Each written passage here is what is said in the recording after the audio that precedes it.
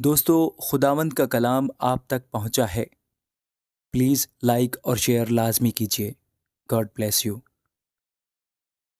لوکا 21واں باب۔ پھر اس نے آنکھ اٹھا کر ان دولت مندوں کو دیکھا جو اپنی نظروں کے روپے ہیکل کے خزانہ میں ڈال رہے تھے، اور ایک کنگال بیوہ کو بھی اس میں 2 دمڑیاں ڈالتے دیکھا۔ اس پر اس نے کہا، میں تم سے سچ کہتا ہوں کہ اس کنگال بیوہ نے سب سے زیادہ ڈالا، کیونکہ ان سب نے تو اپنے مال کی بہتات سے نظر کا چندہ ڈالا، مگر اس نے اپنی ناداری کی حالت میں جتنی روزی اس کے پاس تھی سب ڈال دی۔ اور جب بعض لوگ ہیکل کی بابت کہہ رہے تھے کہ وہ نفیس پتھروں اور نظر کی چیزوں سے آراستہ ہے، تو اس نے کہا، وہ دن آئیں گے کہ ان چیزوں میں سے جو تم دیکھتے ہو یہاں کسی پتھر پر پتھر باقی نہ رہے گا جو گرایا نہ جائے۔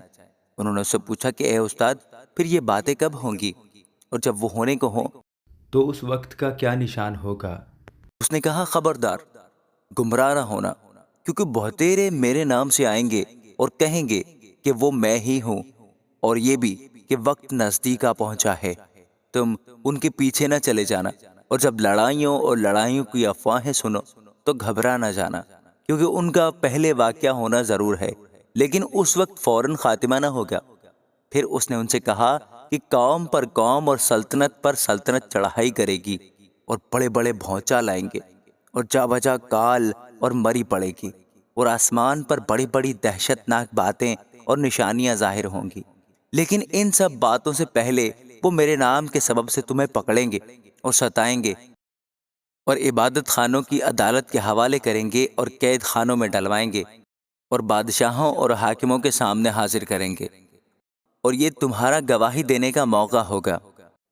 بس اپنے دل میں ٹھان رکھو کہ ہم پہلے سے فکر نہ کریں گے کہ کیا جواب دیں، کیونکہ میں تمہیں ایسی زبان اور حکمت دوں گا کہ تمہارے کسی مخالف کو سامنا کرنے یا خلاف کہنے کا مقدور نہ ہوگا، اور تمہیں ماں باپ اور بھائی اور رشتہ دار اور دوست بھی پکڑوائیں گے، بلکہ وہ تم میں سے بعض کو مروا ڈالیں گے، اور میرے نام کے سبب سے سب لوگ تم سے عداوت رکھیں گے، لیکن تمہارے سر کا ایک بال بھی بیکا نہ ہوگا۔ اپنے صبر سے تم اپنی جانیں بچائے رکھو گے۔ پھر جب تم یروشلم کو فوجوں سے گھرا ہوا دیکھو تو جان لینا کہ اس کا اجڑ جانا نزدیک ہے۔ اس وقت جو یہودیہ میں ہو پہاڑوں پر بھاگ جائیں، اور جو یروشلم کے اندر ہوں باہر نکل جائیں، اور جو دیہات میں ہو شہر میں نہ جائیں، کیونکہ یہ انتقام کے دن ہوں گے جن میں سب باتیں جو لکھی ہیں پوری ہو جائیں گی۔ ان پر افسوس ہے جو ان دنوں حاملہ ہوں اور جو دودھ پلاتی ہوں، کیونکہ ملک میں بڑی مصیبت اور اس قوم پر غضب ہوگا، اور وہ تلوار کا لقمہ ہو جائیں گے اور اسیر ہو کر سب قوموں میں پہنچائے جائیں گے۔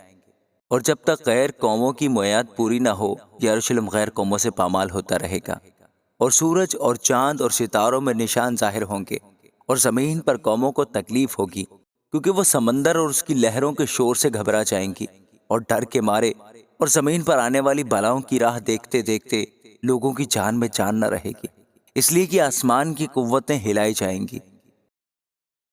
اس وقت لوگ ابن آدم کو قدرت اور بڑے جلال کے ساتھ بادل میں آتے دیکھیں گے۔ اور جب یہ باتیں ہونے لگے تو سیدھے ہو کر سر اوپر اٹھانا، اس لیے کہ تمہاری مخلصی نزدیک ہوگی۔ اور اس نے ان سے ایک تمثیل کہی کہ انجیر کے درخت اور سب درختوں کو دیکھو، جو ہی ان میں کونپلیں نکلتی ہیں تم دیکھ کر آپ ہی جان لیتے ہو کہ اب گرمی نزدیک ہے۔ اسی طرح جب تم ان باتوں کو ہوتے دیکھو تو جان لو کہ خدا کی بادشاہی نزدیک ہے۔ میں تم سے سچ کہتا ہوں کہ جب تک یہ سب باتیں نہ ہو لیں یہ نسل ہرگز تمام نہ ہوگی۔ آسمان اور زمین ٹل جائیں گے لیکن میری باتیں ہرگز نہ ٹلیں گی۔ بس خبردار رہو، ایسا نہ ہو کہ تمہارے دل خمار اور نشہ بازی اور اس زندگی کی فکروں سے سست ہو جائیں، اور وہ دن تم پر پھندے کی طرح ناگہاں آ پڑے، کیونکہ جتنے لوگ تمام روئے زمین پر موجود ہوں گے ان سب پر وہ اسی طرح آ پڑے گا۔ بس ہر وقت جاگتے اور دعا کرتے رہو تاکہ تم کو ان سب ہونے والی باتوں سے بچنے اور ابن آدم کے حضور کھڑے ہونے کا مقدور ہو۔ اور وہ ہر روز ہیکل میں تعلیم دیتا تھا، اور رات کو باہر جا کر اس پہاڑ پر رہا کرتا تھا جو زیتون کا کہلاتا ہے، اور صبح سویرے سب لوگ اس کی باتیں سننے کو ہیکل میں اس کے پاس آیا کرتے تھے۔ آمین۔